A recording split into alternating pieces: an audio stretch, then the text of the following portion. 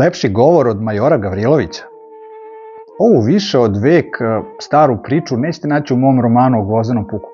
Ne može u njega sve da stane, ali eto, 100 i kusur godina od kako se desila, evo je pred vama i to da podsjeti na nešto važno. Pomoz Bog, ja sam Darko Nikolić, novinar ovdašnji i pisac sada već serije besplatnih knjiga Gvozdeni puk. Posetite patreon.com/Gvozdeni puk da saznate više o tome. Sledi kratka priča o našim čudesnim precima iz Prvog svetskog rata.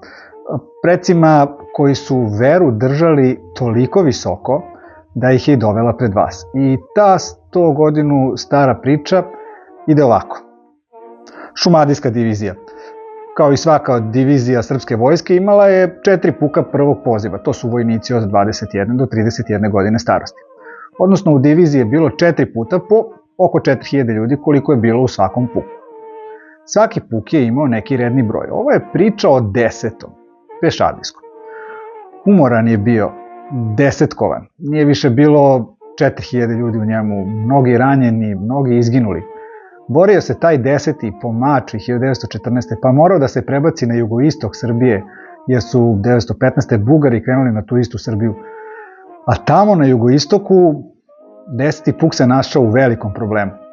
Okružen sa 3 strane, pretilo mu je uništenje, jer su Bugari počeli da zatvaraju jedini preostali pravac za izvlačenje tih preostalih vojnika tog pešadijskog puka. Pukovnik Tucović je, kako je zabeležio Milan Šantić tamo negde posle Velikog rata, pozvao jednog od svojih podređenih, u tom trenutku komandira 3. čete, kapetana Radomira Cvijovića.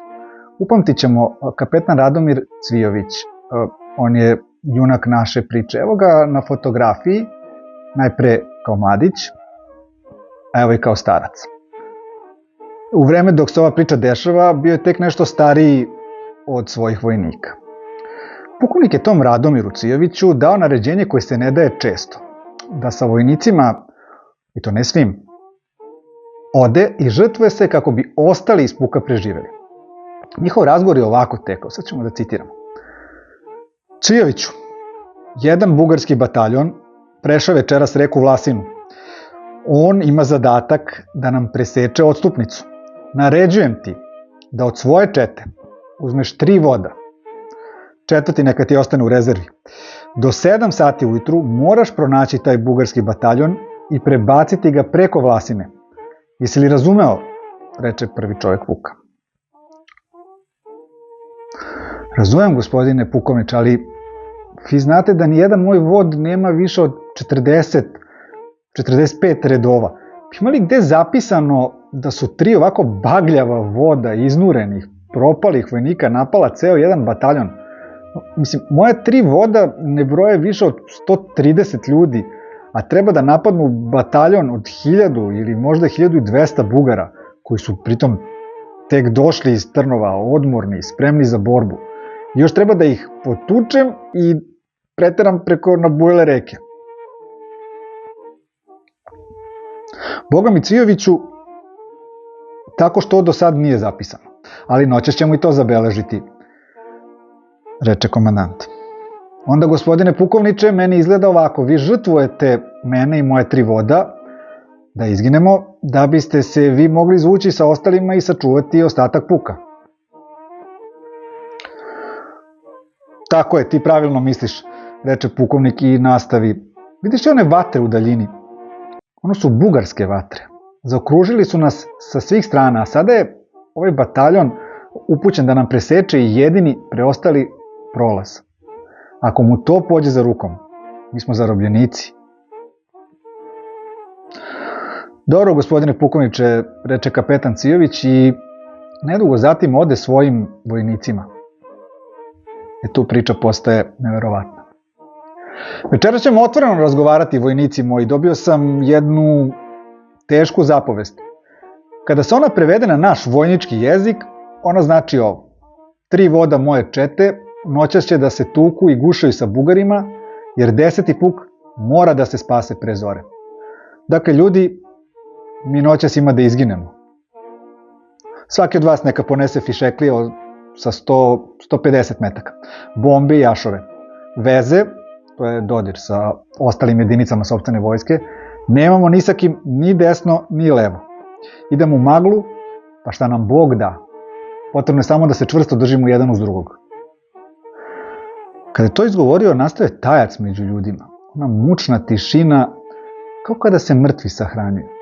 Na licima tih bagljavih redova nije se moglo ništa pročitati.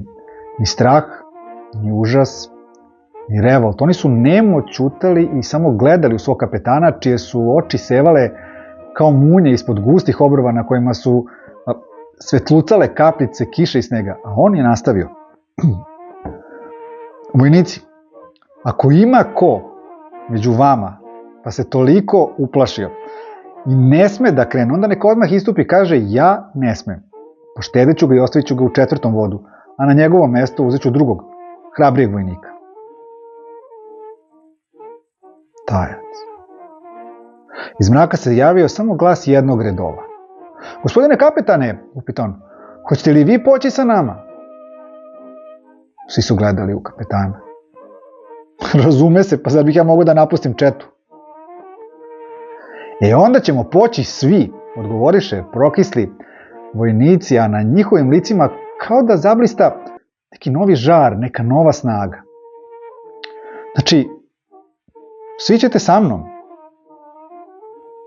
Hoćemo svi. Pripreme nisu dugo trajale. Navikli na ovakva iznenađenja, vojnici su prosto dohvatili puške, napunili fišeklije municijom. Svaki je poneo 3 bombe.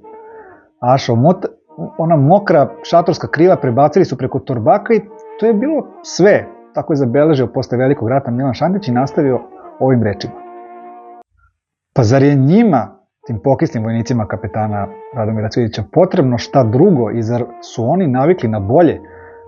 Tako se ide već godinu dana i sad će krenuti u maglu, u planine na koje se sručila pomračina hladnog oktobarskog neba, u sneg i u kišu, u smrt, kao četa beskućnika, četa izgnanika.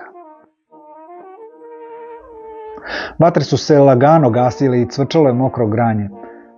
Možda su to poslednje vatre koje će ostati za njima. Kape skini, kratko je komandovao kapetan Cvijović i prvi skinuo šapku sa glave. A onda vojnici su to isto učinili. Njegove krupne, crne oči, koje su malo čas sevale kao vatrene munje, ispuni neka čudna, plemenita blagost. U mračno nebo on upre svoj molećevi pogled i umesto da održi poslednji govor vojnicima, kako se već ti govori drže, on se obrati Bogu. Taj njegov govor je glasio ovako.